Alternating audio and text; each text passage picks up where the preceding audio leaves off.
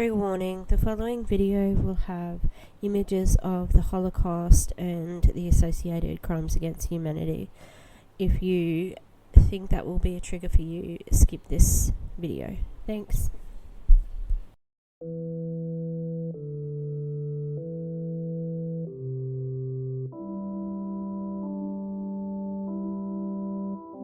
Viktor Emil Frankl, I don't know if you guys have heard of him. Here we go. You ready? Alright, I hope you're all ready. He's a Holocaust survivor. Yep, there it is. Hi, and welcome to Echo Echo. I'm Tish, and I am going to be a disembodied voice for this video.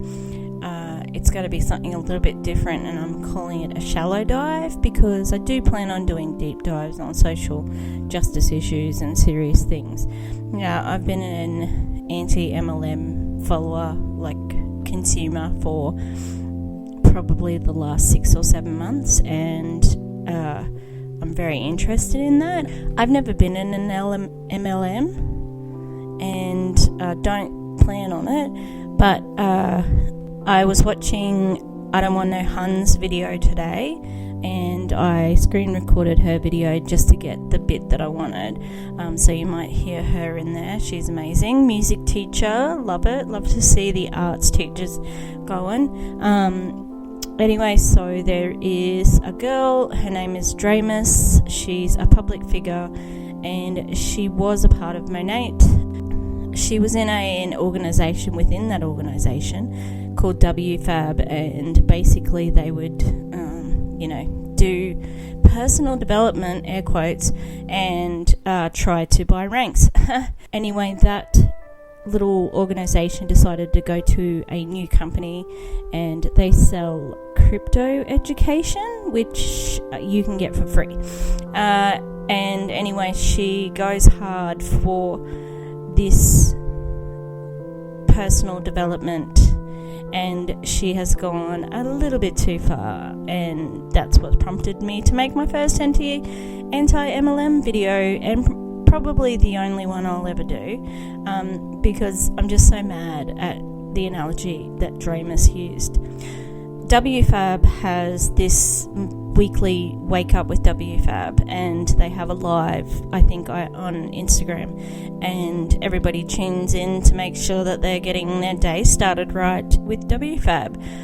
And spoiler alert, all of the things that MLM people do is to distract them from ever researching and looking at anti-MLM things, videos, income statements, things like that. And so this morning, I'm not sure when the video was from, Draymus's day of Wake Up with WFAB, she was talking about working in abundance or something, and said how she was, in a down time, and she was being really negative, and she needed to get into a better mindset. And then she drops the H word. So she uses the Holocaust as an example. When I tell you that I was angry, I don't even think I can really convey how angry that made me. I'm a history teacher. I've been to Germany. I've been to concentration camps. I've been there. I know it. Your team not pulling together so you can make money off them is not like the Holocaust and putting on a more positive, point of view. Okay? I'm sure there's lots of Jewish people who practiced gratitude and still ended up in the showers of death. It is so disgusting. It is so tone deaf, and she's revolting. And that's just my opinion, okay? But what she said has gone too far. I'm going to show you a little bit of a thing which is to do with her gratitude. And I'm going to compare her life to that of somebody who was in a concentration camp. Okay? Now, the point was that she was talking about somebody who survived and had a positive mindset, etc., etc. it's not the analogy to use. Okay, it's so far out of the right thing to do. The ethics of this woman who is in an MLM and exploiting other people so that she can live in abundance. Anyway, here we go.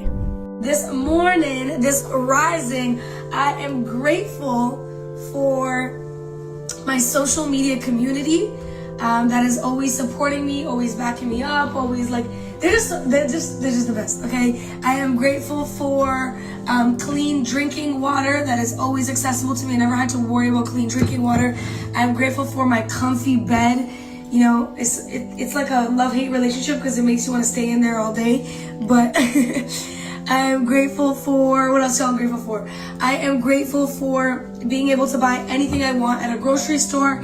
I am grateful for being able to work from anywhere and book flights and let's have a look at this. So let's have a look to see what Draymus is grateful for. What's her gratitude list? Let's have a look. So she is grateful for her social media and being able to be contacting people. She's grateful for water. She's clean water. Yeah. She's grateful for a comfy bed. Oh, aren't we all? She's also grateful for being able to buy anything that she wants from the supermarket, so she doesn't have to worry about where her next meal's coming from. And she's also really grateful that she can travel and go anywhere in her business in quotation marks. She's a salesperson. We know this. Well, guess what? Guess what happened in the Holocaust? No. Here's you and your social media. And do you know what the Holocaust survivors and people who were in the Holocaust had to do to be able to contact anyone? They would throw letters from the trains to the death camps, okay? They would throw these letters just in the hopes of it finding somebody to say, to let them know what it was happening, where they were going, and just to tell their story in whatever way they could. Alright? There's no social media back there, but they wouldn't have even been able to write just a normal letter to anyone, okay? They had a Hail Mary and threw it out a window in a random wherever they thought they were, because they would transport people across Europe like you wouldn't believe. So you could be from France and end up killed in Austria, okay? And it's not the same, okay? Water was such a scarce resource back then. It wasn't clean water, no way.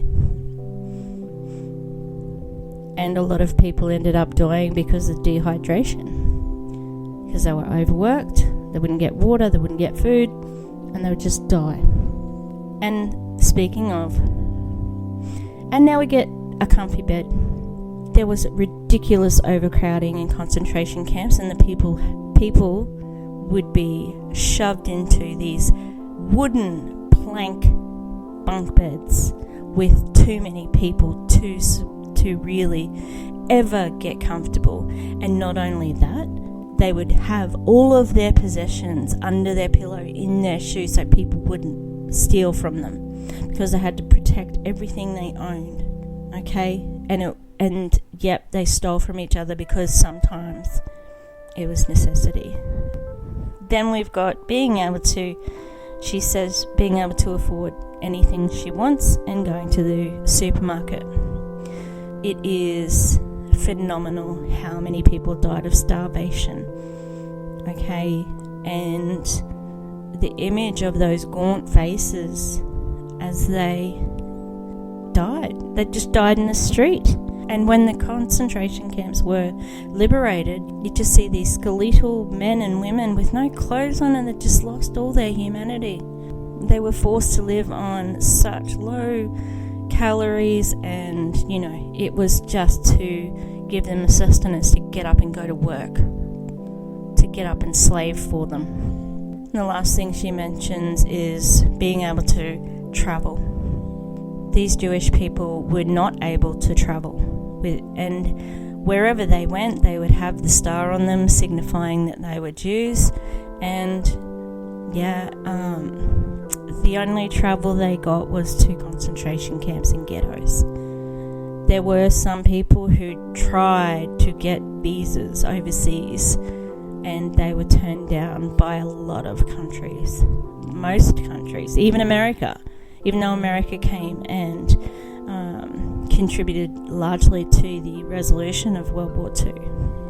There would be some ships who would leave from Europe, go to America and get sent back, and only to end up back in a country where they were at risk of losing their life.